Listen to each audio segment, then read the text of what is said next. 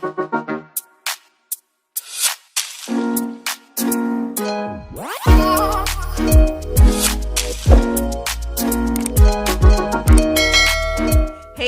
sis, my sister's keeper here with Coach Key, and we are back again with tips and trips. Yes, we're talking about trips today. Budget-friendly ways that you can go and see the world, experience new places, new cultures. My favorite, new foods. Oh, yes. So, whether you're a single chick getting out there or even if you're married, although travel with partners is a little bit different, just like travel with friends is different, and even traveling solo. However, the most important part is for my single sisters, get out there, see the world. So let's talk about places. Let's talk about accommodations. Let's talk about ways to travel, right? So let's get it going, right? Number one, begin with the end in mind. Personally, I start planning. I'm a planner, but I start planning a year out. And the reason why I say this, and I think it's important, is because when you plan way ahead of time, you have more flexibility. Because I've seen people talk about, be flexible with your dates when you travel. But when you plan in enough time, you don't have to be. So when I planned my 50th, yes, I said 50, my 50th birthday 2 years ago, I went ahead and planned it a year and a half out. Okay, so think about places that you want to go, right? And think about, for example, think about places that are kind of off the beaten path as well. So for example, when I did my 50th, I went to Mexico, right? But instead of going to Tulum or Cancun or one of those places, I found a really cute place called Akumal. It's 45 minutes from Tulum. Beautiful, gorgeous, got to go into, the underwater caves, got to swim with turtles. It was great and cheaper. So that's something to think about. When I went on a recent cruise to St. Kitts and St. Nevis, I went over to St. Nevis. Everybody always does St. Kitts. I went over to St. Nevis. So that's something else to think about. Just kind of visiting places that are a little bit off the beaten path. You're going to get cheaper rates. Then you also want to think about peak seasons, off on those kinds of things, because when it's high season, that means when most tourists are going, guess what? So someplace that would cost you $1,000, if you go off season, might cost you $300. So again, with Mexico, I went in September. That's when most tourists have already gone and it's their off season, simply because, I won't say simply because, but because of a lot of rain. So people don't go. Guess what? When we came in, it was raining. The rest of the time, it was beautiful. We had an amazing time.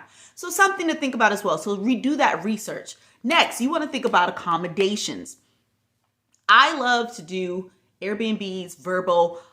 Some people don't like it. They prefer that hotel experience, but you are going to get a really good rate, especially if you plan out far ahead of time with Airbnbs.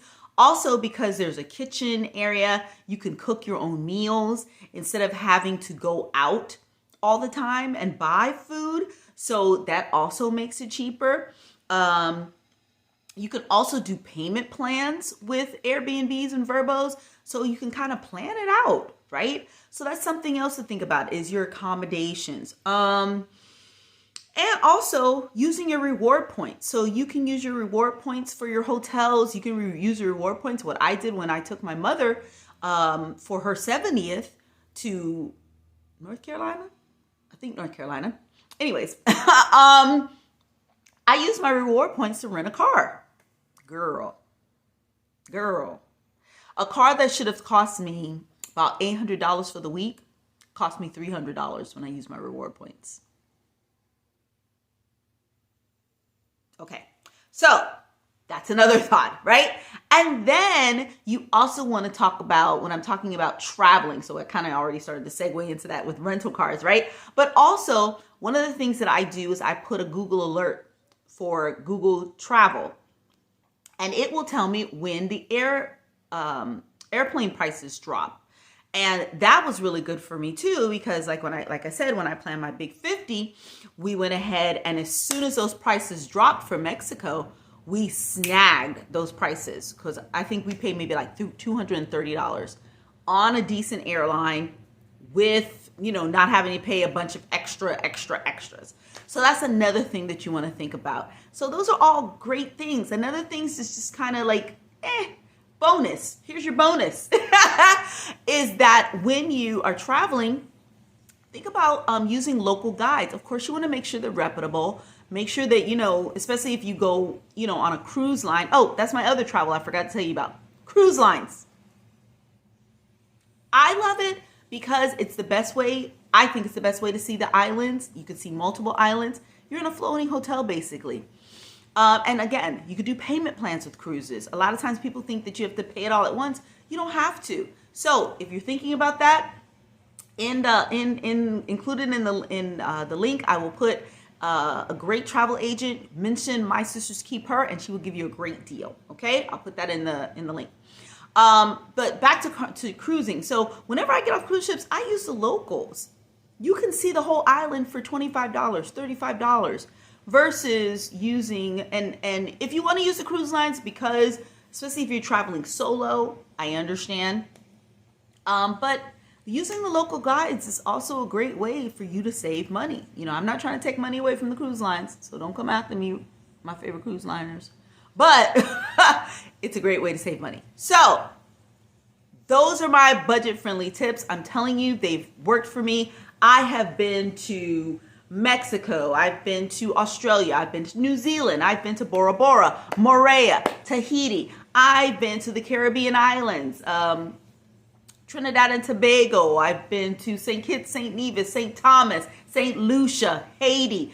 I've been to New York. So I've been so many places, and all because I learned how to budget with a great travel agent, number one, and number two, just beginning with the end in mind, looking at my accommodations, looking at my travel, and planning way ahead.